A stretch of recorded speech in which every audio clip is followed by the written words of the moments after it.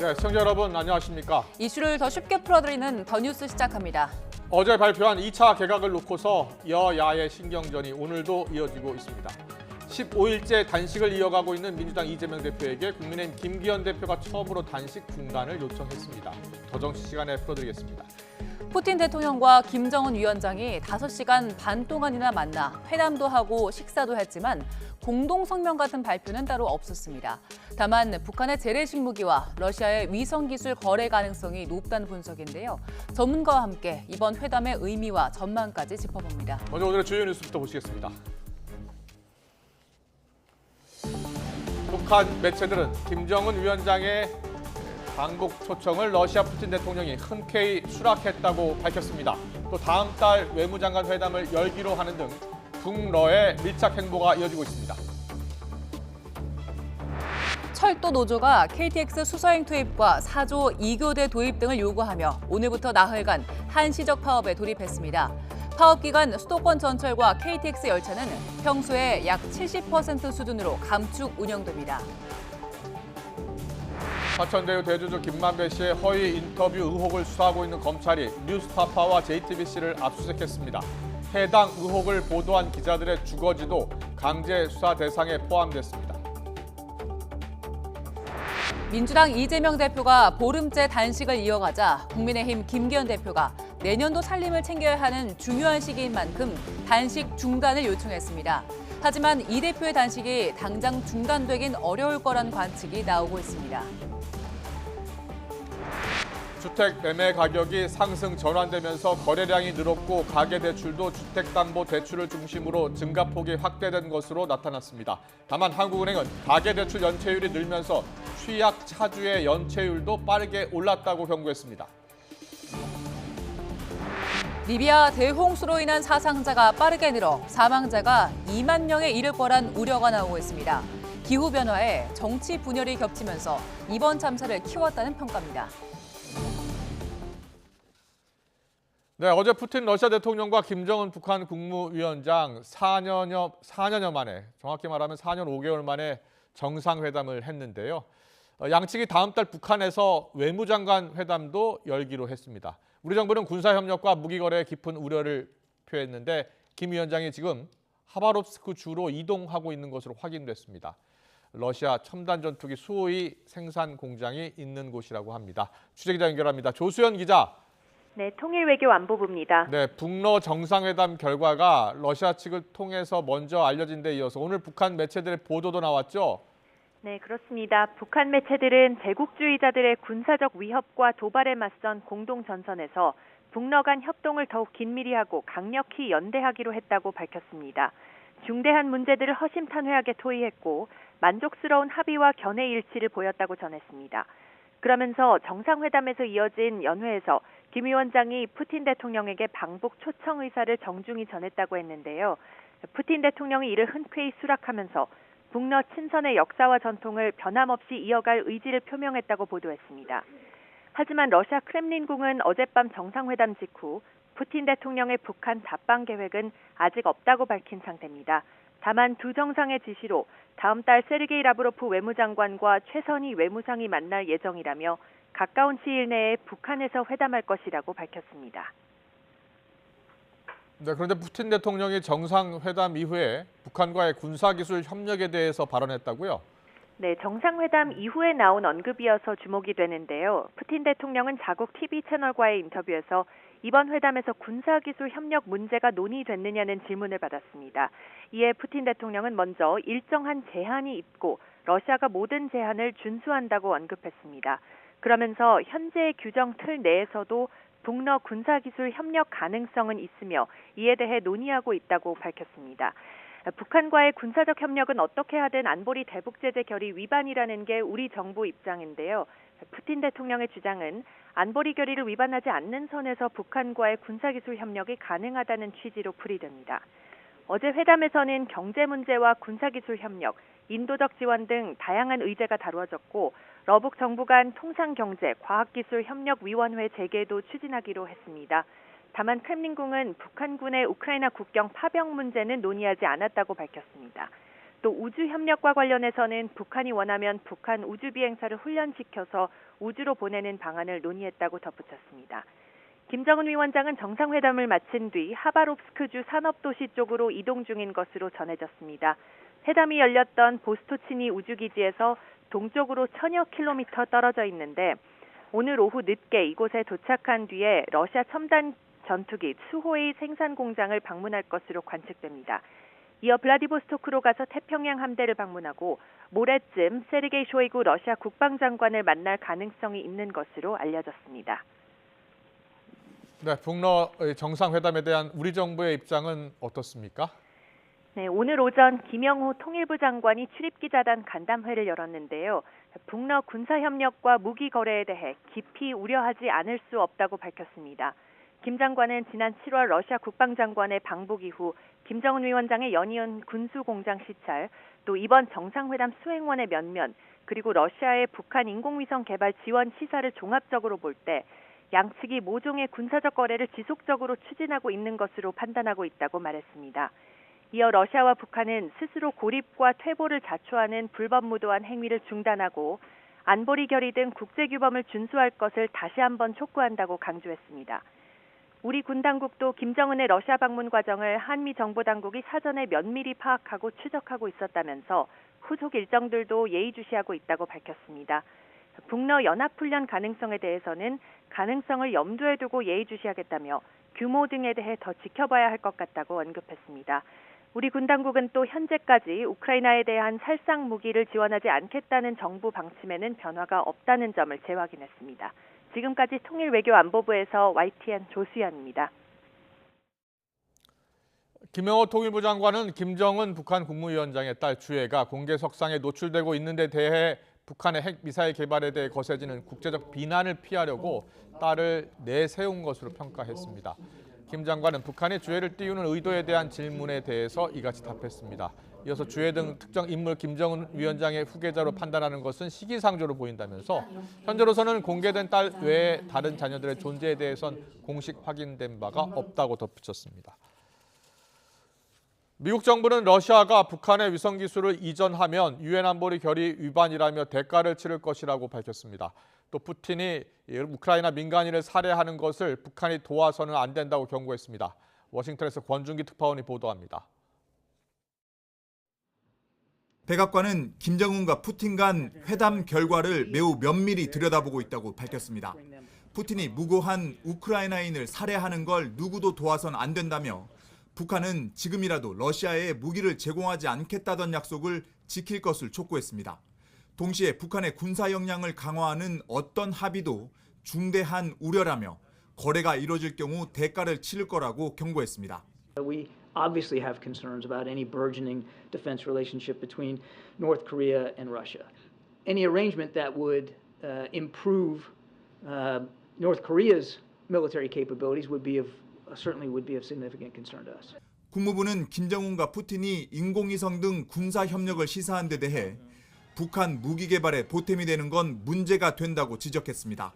위성 발사 기술도 대륙간 탄도미사일 기술과 호환되는 만큼 유엔 안보리 결의 위반이라는 점을 분명히 한 겁니다. Increased cooperation and probably military transfers, as we've said for some time. We have reason to believe they were going to discuss military transfers. That is quite troubling and would potentially be in violation of multiple UN Security Council resolutions. 블링컨 국무장관도 팟캐스트에 출연해 러시아가 북한의 군사 기술을 이전해선 안 된다고 못 박았습니다. 러시아가 북한, 이란 같은 나라에 의존하는 건 그만큼 미국의 제재와 우크라이나 반격이 효과를 거두고 있다는 반증이라고 강조했습니다. Of course, right now it's looking primarily to North Korea and to Iran. On one level, that's kind of a Star Wars bar scene of countries. So I think it does speak to Russia's desperation. 블링컨 국무장관은 북한이 러시아와 무기를 거래할 경우 응분의 책임과 대가를 치르고 더욱 고립될 거라며 다른 나라와 공조해 가능한 모든 조치를 취하겠다고 밝혔습니다. 워싱턴에서 YTN 권윤기입니다. 북러 정상회담에 대한 정치권 반응 알아보겠습니다. 여야는 러시아와 북한이 전쟁 물자 지원과 군사기술 협력을 논의한 것에 우려의 뜻을 나타내며 한 목소리로 규탄했습니다. 하지만 북러 밀착 행보의 원인과 책임을 두고서는 날선 공방을 벌였는데요. 국회 연결해서 자세히 알아봅니다. 박기원 기자. 네, 국회입니다. 네, 북러 정상회담에 대한 정치권 반응 어떻습니까? 네, 여야는 한 목소리로 북한과 러시아의 정상회담을 규탄했습니다. 전쟁 물자 지원과 첨단 군사기술 협력이 동북아 안정과 세계 평화에 부정적 영향을 끼칠 수 있다는 겁니다. 또 유엔 안전보장이사회 상임 이사국인 러시아의 무기 거래를 두고도 강한 유감을 표명했습니다. 다만 북러 두 나라가 밀착 행보를 보이게 된 원인과 책임을 놓고는 여야가 이견을 드러냈습니다. 민주당은 윤석열 대통령의 이념 외교, 진영 외교가 북한과 러시아의 협력을 불러왔다며 북러 정상회담의 1등 공신은 윤석열 대통령이라고 주장했습니다. 윤 대통령의 한미일 일변도 외교 노선과 북한과의 단절로는 동북아 평화를 지킬 수 없다고 비판했습니다. 먼저 박광원 원내대표 이야기 들어보겠습니다. 국민의 건강권과 환경권을 외면하고 역사성을 상실하면서까지 한일 관계 개선이라는 목표에만 열중했던 외교 행태의 결과입니다. 하지만 국민의힘은 북한이 러시아와의 군사 협력을 운운할 여력을 만들어준 건 문재인 정부의 지원이라고 반박했습니다. 특히 과거 민주당 정부는 우크라이나 전쟁의 영향을 염두에 두지 않았다며 오염수 논쟁 등 정쟁을 그만두고 힘을 모을 때라고 강조했습니다. 이어서 윤재옥 원내대표 발언 들어보겠습니다. 한 치 앞도 못 보는 우물한 개구리식 단견임이 드러나고 있습니다. 우리는 이제 민주당식의 순진하고 이기적인 국제 외교 안보관에서 벗어나 대응책을 두고도 신경전을 벌였습니다. 국민의힘 성일종 의원은 라디오 방송에서 러시아의 북한 지원에 맞서 우리 정부가 우크라이나에 무기를 지원하는 방안도 검토해야 한다고 주장했습니다. 반면 민주당 윤건영 의원은 우크라이나 무기 지원은 사실상 전쟁 참전 선언과 같은 것이라며 맹비난했습니다. 네, 민주당 이재명 대표가 단식 농성 이어가고 있는데 여권에서 중단 요청이 나왔다고요? 네, 그렇습니다. 더불어민주당 이재명 대표는 오늘로 보름째 단식 농성을 이어가고 있는데요. 국민의힘 김기현 대표는 이유 여하를 막론하고 건강을 해치는 단식 중단을 정중히 요청한다고 밝혔습니다.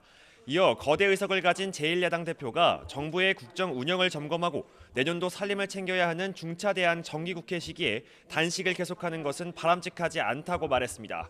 김기현 대표가 이 대표에게 단식 중단을 요청한 건 이번이 처음인데요.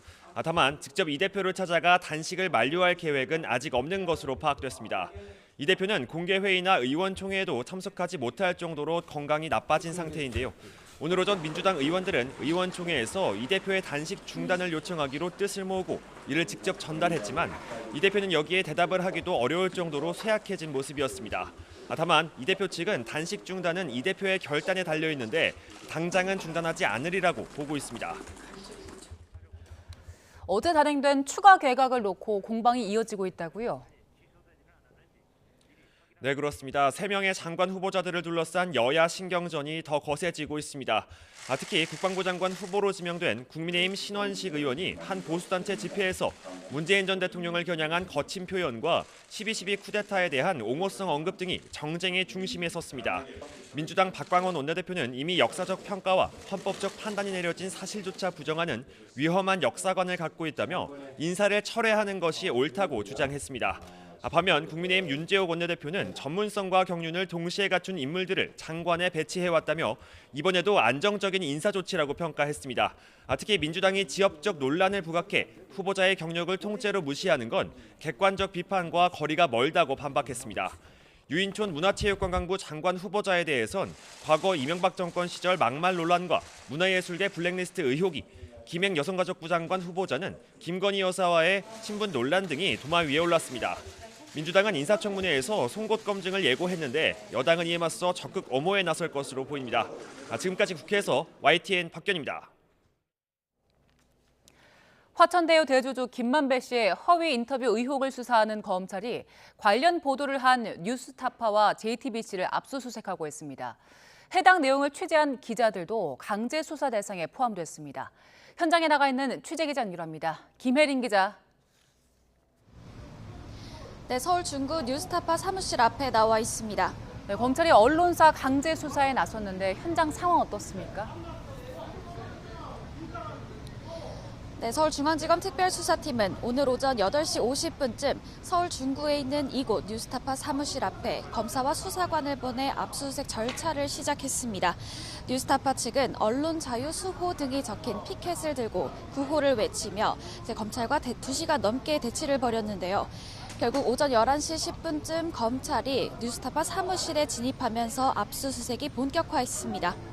압수수색에 앞서 뉴스타파 김용진 대표는 국민이 아닌 정권을 수호하는 정치검찰의 언론 탄압을 적나라하게 보여준다며 역사에 남을 치욕적인 현장이라고 반발했습니다.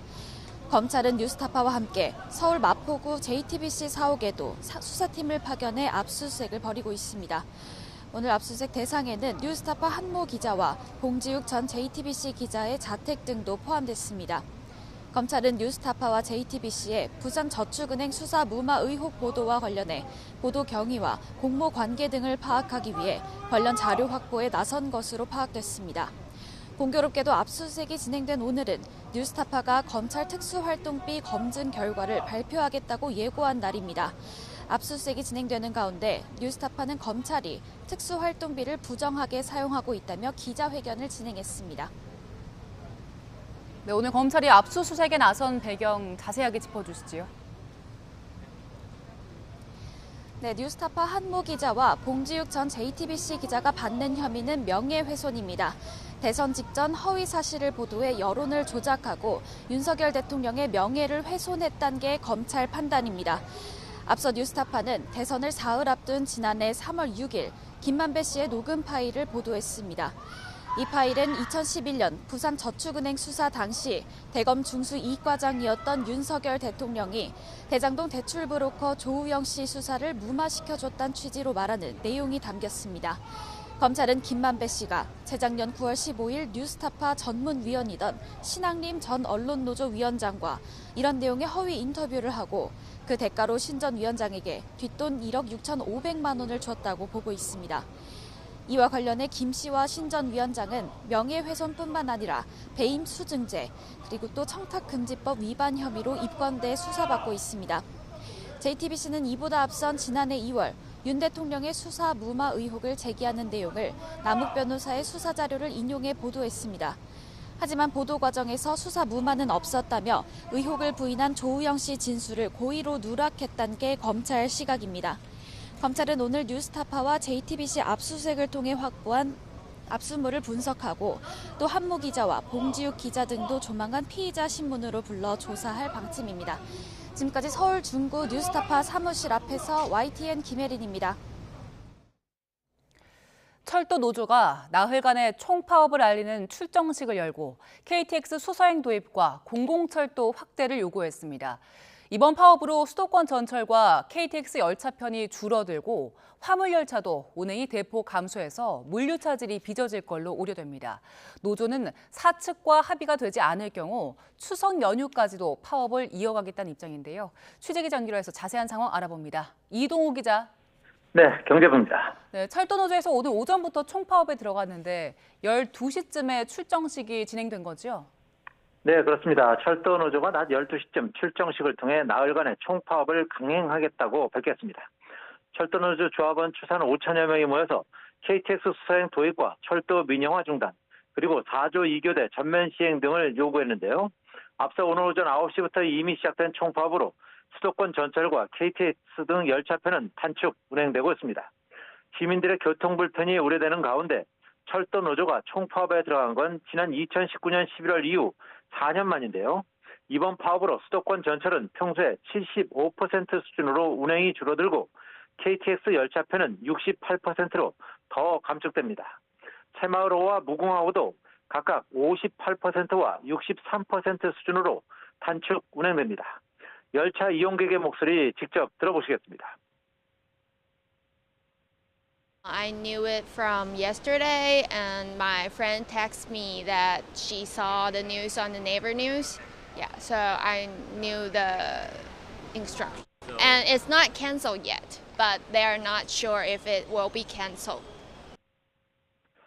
특히 화물 열차는 운행률이 평소에 27%에 그쳐 물류 운송에서 차질이 클 것으로 예상되는데요. 코레일은 출퇴근 시간대 열차 운전 경력이 있는 대체 인력을 투입해 수도권 전철의 경우 평소에 80에서 90% 수준으로 운행률을 끌어올리는 등 영향을 최소화하겠다고 밝혔습니다. 한문희 한국철도공사 사장은 총파업과 관련해 대국민 사과문을 발표하고 가용자원을 총동원해 안전한 열차 운행에 총력을 다하겠다고 밝혔습니다. 직접 들어보시겠습니다. 이번 철도노조의 파업은 수서행 KTX 운행 요구와 고속철도 통합 등 교섭을 통해 해결할 수 없는 정부 정책 사항을 핵심 목적으로 하고 있어 정당성이 없습니다. 즉시 파업을 철회하고 모든 직원들이 소중한 일터로 돌아오기를 부탁드립니다. 코레일 사장으로서 이 사태가 하루빨리 해결될 수 있도록 최선을 다하겠습니다. 코레일은 또 운행이 중지되는 열차의 승차권 41만 건에 대해서는 별도 신청 없이 전액 반환 조치하기로 했습니다. 네, 철도노조가 내세우고 있는 KTX 수서행 열차 도입, 어떤 배경에서 나온 겁니까? 예, 현재 SR이 운영하는 수서 고속철도 SRT가 이달 들어서 전라선과 동해선 등 노선을 확대하면서 경부선 운행은 오히려 줄었는데요. 철도노조는 경부선 노선이 줄어들면서 부산 시민을 포함해 이용객 불편이 늘어났다고 지적했습니다. 따라서 KTX 열차를 투입해 국민 편익을 늘리고 코레일의 적자 문제도 해결해야 한다고 주장하는 것입니다. 수서역을 기반으로 하는 SRT와 서울역을 기반으로 하는 KTX를 분리 운영하는 건 정부가 철도 민영화에 나서려는 계획에서 시작되는 것이라고도 비판했습니다. 코레일 사측은 수서행 KTX 운행은 정부의 경쟁체제 유지 정책에 따른 문제여서 노사 교섭 대상이 아니라고 반박했는데요. 국토교통부도 철도 민영화를 전혀 검토한 적이 없다며 노조가 정부 정책을 이유로 파업에 돌입해 국민 불편을 일으킨다고 유감을 나타냈습니다. 철도노조는 이번에 사측과 합의가 이루어지지 않을 경우 추석 연휴까지 파업을 이어갈 것이라고 예고했는데요. 이번 1차 총파업은 오는 18일 오전 9시까지 계속되기 때문에 이용객들은 코레일 홈페이지와 앱을 통해 열차편이 취소되지는 않았는지 미리 확인하는 것이 좋겠습니다. 지금까지 경제부에서 YTN 이동호입니다.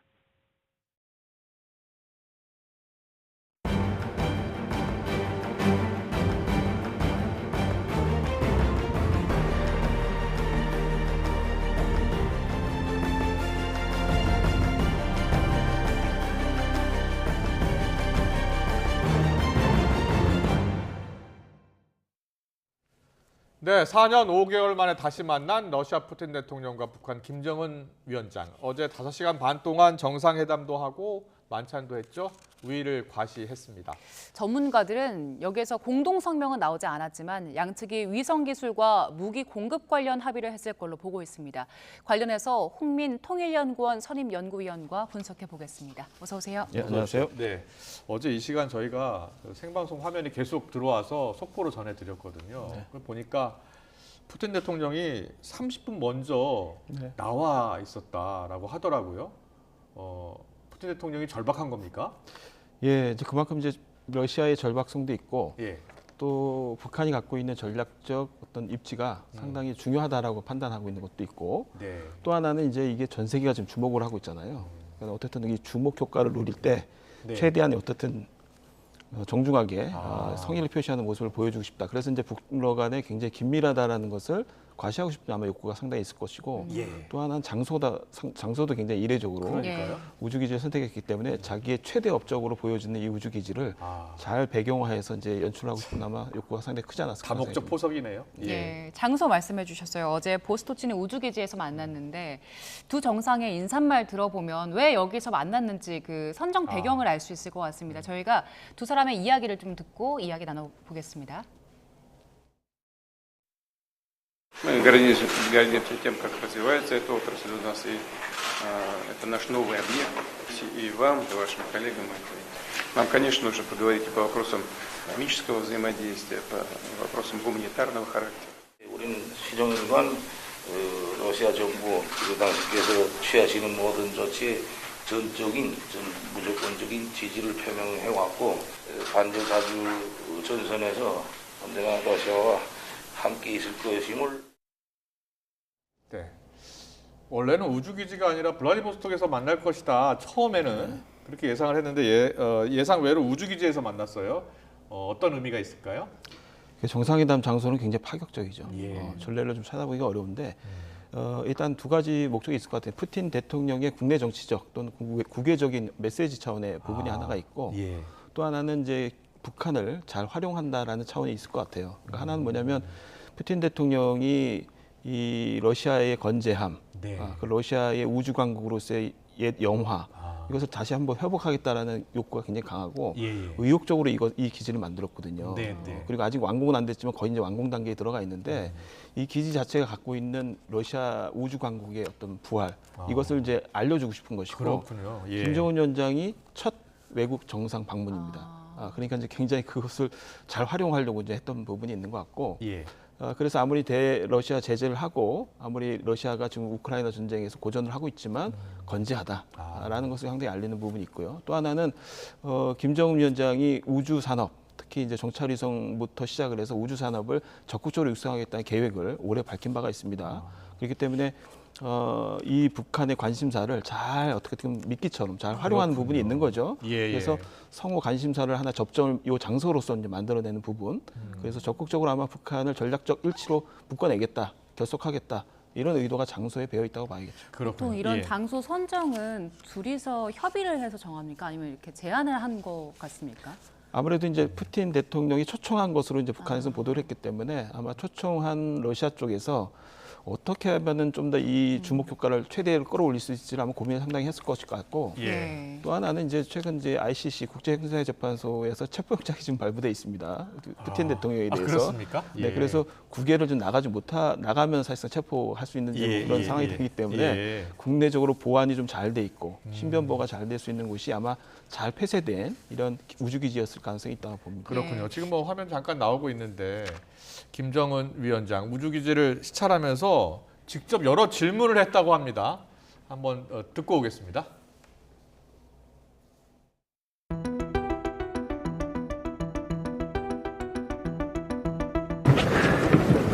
사진을 이게 뭐 하얀 стоит на стартовом столе. 다른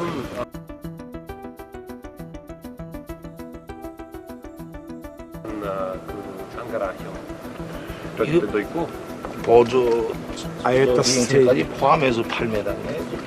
Это вот диаметр, сказали, что 8 метров там написано. А это включая вспомогательные блоки? Да, это все вместе в собранном виде, вот в таком виде 8 метров диаметр. Это все вместе в собранном виде, вот в таком виде 8 метров. 이 우주발사에서 발사할 수 있는 제일 큰 대형 발사 추진력이 얼마 됩니까? А какая мощность? 호기심 많은 학생 같다라고 CNN이 보도를 했나 봐요. 근데 구체적인 질문이에요. 이게 8m 정도 된다. 이게 뭐 로켓의 지름을 말한 걸까요? 네. 김정은 위원장이 실제 그 대출력 발동기라고 이제 북한에서 얘기를 하는데 로켓 엔진 발동 실험을 굉장히 자주 했습니다. 그래서 실제 2017년부터 사출 실험이라고 소위 얘기하죠. 그래서 직접 가서 참관을 해서 하나하나 기술적인 걸 자기가 체크를 할 정도로 지속적으로 관심을 가져왔기 때문에 아마 지식적으로는 상당 부분 높은 수준에 있을 것으로 보여지고 그런 거에 기초해서 저런 하나의 현장에 가서 하나하나의 세부적인 질문을 오히려 던지는 모습을 보인 건데 오히려 이제 푸틴 대통령은 그 기술적인 거에 대해서는 잘 모르는 거죠. 그러니까 오히려 이제 굉장히 김정은이 얼마나 여기 관심 갖고 기술 개발을 해왔는지를 우리가 알 수 있는 것이죠. 어제 두 사람 상당히 오랜 시간 만났습니다. 공동 성명 발표는 안 했는데 일단 뭐 전문가들이 추정하기로는 무기 거래 그리고 기술 이전을 집중적으로 논의했을 것이다 이런 얘기하잖아요. 북한이 러시아에 제공할 걸로 보이는 무기들 실제로 러시아에게 큰 도움이 되겠습니까? 예, 굉장히 중요하죠. 그리고 굉장히 큰 도움이 된다고 봐야겠죠. 그러니까 우리가 보통 지금 최근에 북러 간의 무기 거래와 관련된 얘기를 할 때 포탄 몇 개 주는 거 가지고 핵 기술이나 이런 거를 고도의 기술을 등가적으로 과연 교환이 거래가 가능한 수준이냐 이렇게 얘기를 하는데 이거는 그냥 무기 자체만 보면은 포탄이라는 재래식 무기와 그다음에 핵 기술이라는 고도의 무기를 마치 그냥 단순 비교해서 그러는 건데 이거는 정세와 외교적인 차원에서 봐야 되거든요. 그러니까 뭐냐면 이 포탄은 안정적으로 우크라이나 전쟁을 장기전으로 계속 안정적으로 승세를 잡아가는 데 있어서 매우 중요한 보급 물자입니다. 예. 이 우크라이나 전쟁 장기전 모드에서 만약에 보급 물자가 불안정해지면은 사실상 이 전쟁에서 승기도 사실상 뺏길 뿐만 아니라 치명적으로 푸틴 대통령의 정치적 생명력에도 상당히 영향을 미칩니다. 이 전쟁 자체가 국내적으로 푸틴이 갖고 있는 영향력에 있어서 상당히 중요한 운명을 갖고 있는 전쟁이거든요. 그렇기 때문에 안정적으로 보급 기지를 확보하는 것, 특히 제재에 아랑곳하지 않고 공급해 줄 수 있는 국가, 북한이 유일하고 그리고 실제 이제 보급해 줄 수 있는 무기가 뭐 122mm, 152mm 이제 포탄이 이제 대표적이고 최근에 김정은 위원장이 군수공장을 연달아 방문하면서 240mm도 얘기했어요. 240mm 같은 경우는 그냥 쏘는 게 아니라 조정도 할 수 있다라고 얘기했어요. 날아가면서 조정도 할 수 있다라고 얘기했는데 23mm면 지름을 얘기하는 거잖아요. 그렇죠. 그러면은 구경이죠. 네. 그래서 포탄도 이제 122mm, 152mm뿐만 아니라 240mm도 공급할 수 있다라고 얘기를 하고요. 대량 생산을 하겠다라고 얘기를 했습니다. 그러니까 그만큼 기존의 비축분도 있고 또 북한이 가지고 있는 보유하고 있는 군수 생산 시설에서 지속적으로 안정적 생산을 할 수 있다는 측면에서 푸틴 대통령이 우크라이나 전쟁에서 계속 승세를 유지할 수 있는 부분에서 굉장히 사활적인 무기인 거예요. 소위 보급인 거죠. 그렇기 때문에 단순히 무기로만 비교할 것이 아니라 이런 사활적인 부분과 연관되어 있다고 본다면 포탄 공급은 굉장히 중요한 것이고 거기에 비해서 뭐 핵미사일이 굉장히 가치가 높은 것이냐 꼭 그렇지는 않다는 것이죠. 왜냐하면 오히려 이제 핵미사일을 기술 이전함으로써 미국을 억제한다라는 전략적 일치를 오히려 더 과시할 수 있고 또 한편에서는 미국이 동해상이나 태평양상으로 러시아를 압박할 수 있는 부분들을 억제할 수 있는 힘을 북한에게 주는 것이거든요. 그래서 오히려 전략적 일치가 생길 수 있는 부분이 있습니다. 그래서 반드시 뭐 이게 이익이 안 된다, 뭐 이렇게 보기는 어렵다는 거죠. 네. 좀 더 구체적으로 여쭤볼게요. 자, 북한이 재래식 무기를 어떤 무기를 주로 포탄 얘기하셨는데 얼만큼 러시아에 공급할 수 있는지, 얼마나 많은 그 재래식 무기를 갖고 있는지 궁금하고 두 번째로 잠수함 기술이라든지 로켓 기술이라든지 어느 정도의 기술을 전수해 줄 것으로 보는지 좀 말씀해 주세요. 네, 그러니까 군수 생산과 관련해서는 구체적 데이터를 사실상 확보하기가 어렵습니다. 왜냐하면 거의 대부분 이제 북한의 군수공장 시설은 지하화돼 있는 것도 있고 그 수를 파악하기가 매우 어려운 부분이 있습니다. 다만 이제 그 특급 기업소죠. 그러니까 군수공장 중에서도 거의 10,000명 종업원 이상이 일을 하는 굉장히 큰 공장, 대형 공장들을 중심으로 보면은 최소 기본적인 보급, 소위 이제 탄약이나 아니면 소위 얘기하는 포탄 이런 것들 생산할 수 있는 그 전문화된 기계 총국이 따로 있습니다. 그래서 1기계 총국부터 7기계 총국까지 있는데 그중에서 1기계 총국이나 뭐 2기계 총국, 4기계 총국 같은 일부의 이제 총국 내에 수백 개의 그 산하 공장 기업소들이 있습니다. 그래서 그 공장 기업소 생산을 한다라는 정도의 규모만 좀 파악할 수 있고요. 아마 이제 기존에 비축하고 있던 장사정포, 그다음에 120mm, 150mm 쓸 수 있는 다양한 포탄과 함께 포가 있습니다. 이런 것들이 대규모로 일단은 지원이 가능하다라는 것이죠. 우크라이나 전장까지 상당히 멀리 있잖아요. 어떻게 공급을 하겠습니까? 그걸 비행기로, 기차로 어떻게 공급할 것 같습니까? 그러니까 기존에도 이제 북한으로부터 러시아까지 열차나 비행기 편으로 일부 군수물자들이 운반되는 것들이 정황이 미국 정보당국에서 포착이 돼서 일부 보도가 된 바가 있는데요. 아마 이제 이것을 체계화시켜서 만약 한다라면은 열차편을 통해서 계속적으로 아마 체계적인 운항이 가능하지 않을까라는 생각이 듭니다. 그렇군요. 그리고 반대로 이제 러시아가 북한에 제공할 수 있는 것들이 무엇일까 생각해 보면 이제 정찰위성 기술이라든지 핵잠수함 기술이잖아요.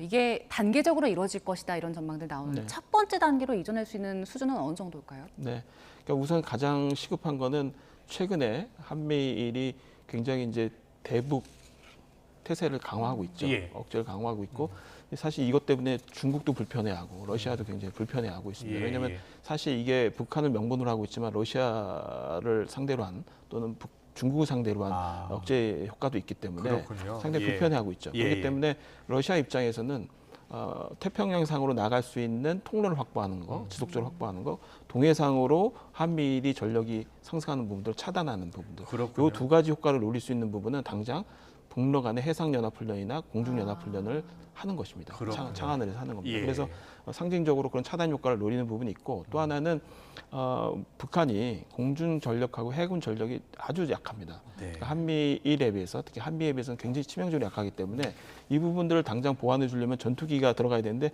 그건 막대한 재정과 시간이 굉장히 긴 시간을 써야 됩니다. 예. 그래서 결국 할 수 있는 거는 빠르게 할 수 있는 거는 기존에 보유하고 있던 대공 미사일 체계죠. 소위 이제 비행기부터 시작해서 순항 미사일, 탄도 미사일을 요격하는 체계가 있습니다. 이게 러시아가 갖고 있는 S-300, 400이 있습니다. 요격 기술 체계.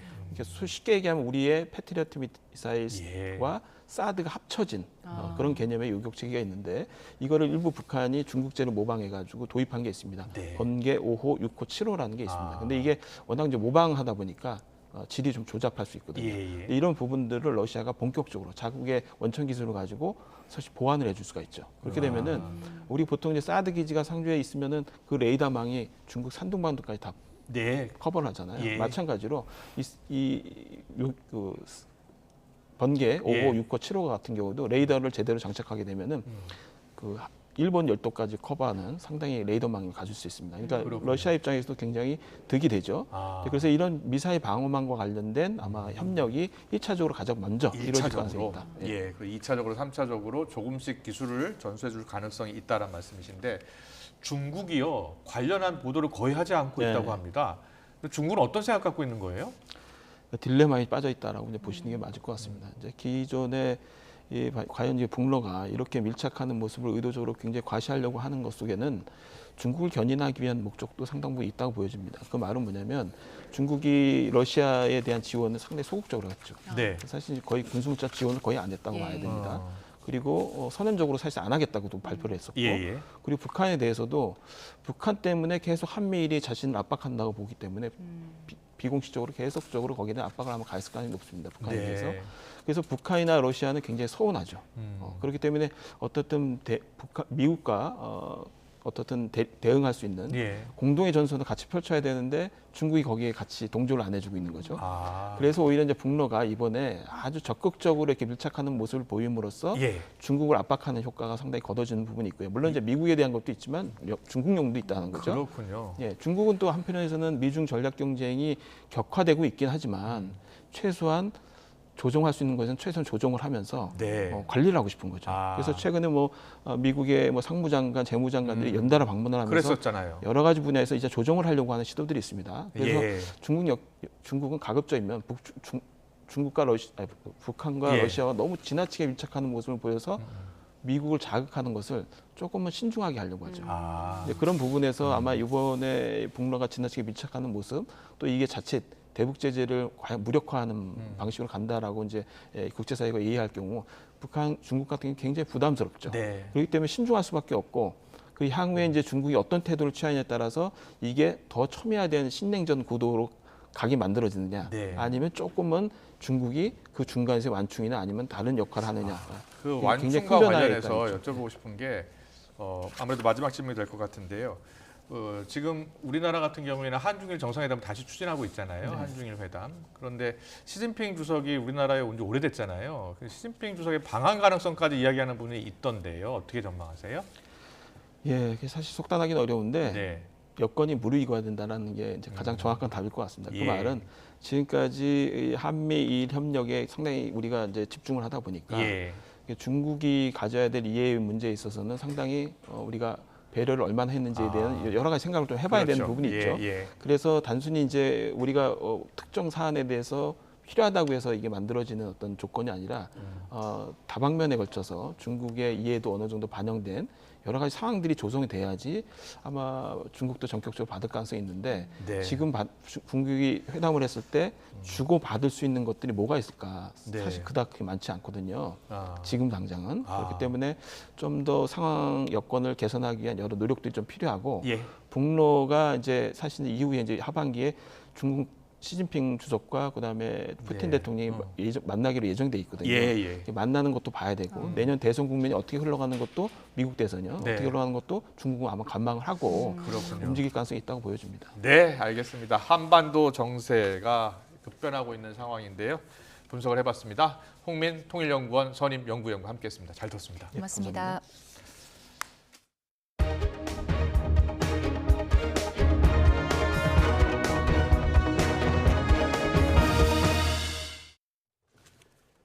리비아 대홍수로 인한 사상자가 빠르게 늘고 있습니다. 분열된 리비아의 정치 상황 탓에 정확한 집계조차 쉽지 않은 상황인데요.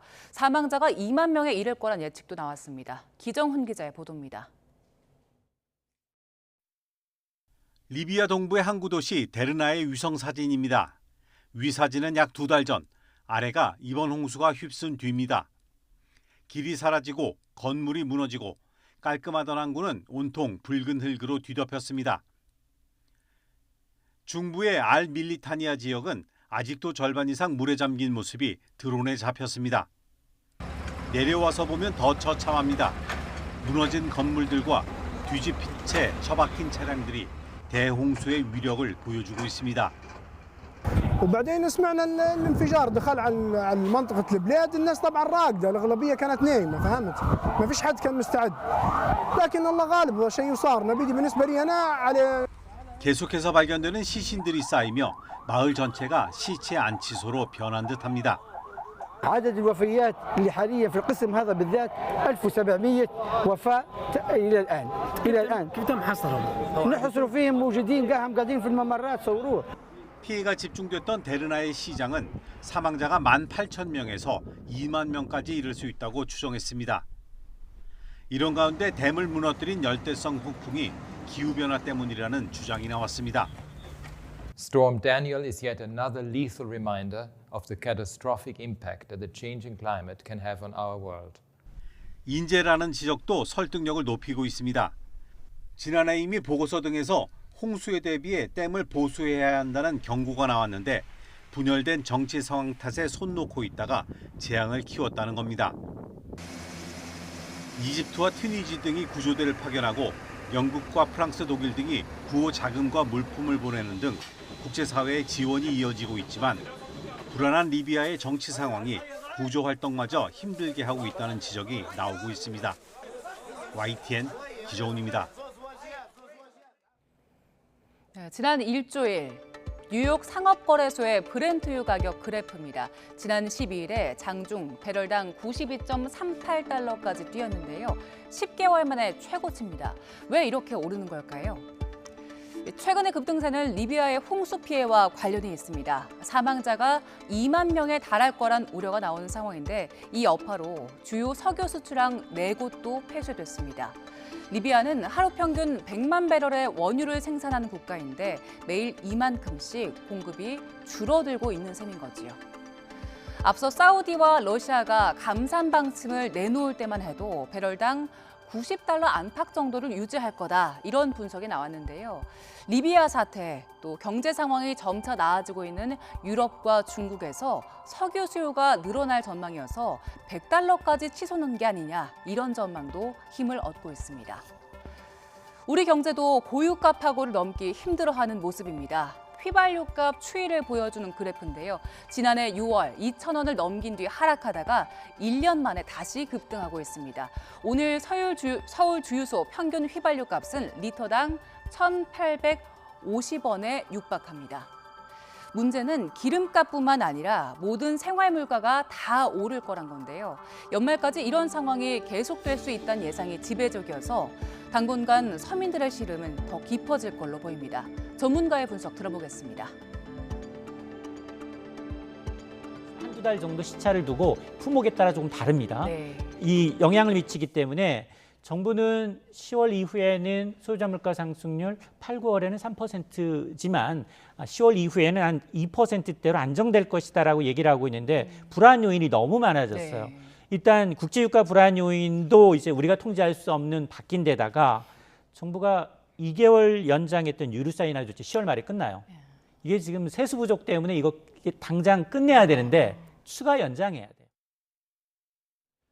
네, 이 시각 간추린 뉴스입니다. 주택 매매 가격이 상승 전환되면서 거래량이 늘었고 가계대출도 주택담보대출을 중심으로 증가폭이 확대된 것으로 나타났습니다. 다만 한국은행은 가계대출 연체율이 늘면서 취약 차주의 연체율도 빠르게 올랐다고 경고했습니다. 중국 업체가 비료용 요소 수출을 줄이면서 국내 요소 수급에 대한 우려가 나온 가운데 정부는 5달 정도 쓸 수 있는 요소수 재고가 확보됐다며 2021년 요소수 대란과는 상황이 다르다고 선을 그었습니다.